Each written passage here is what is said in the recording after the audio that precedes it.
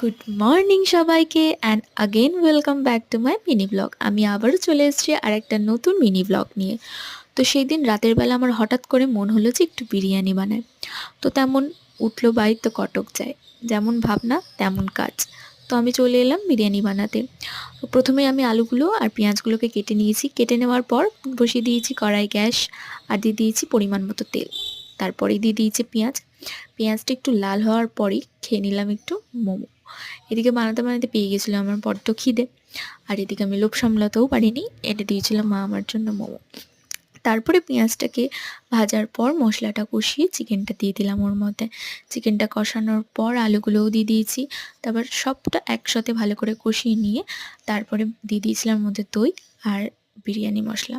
আজকে বিরিয়ানিটা ভাবলাম একটু আলাদা স্টাইল করে বানানো যাক, খেতেও তেমন একটা খারাপ হয়নি। তোমরাই দেখে বলো কেমন হয়েছে।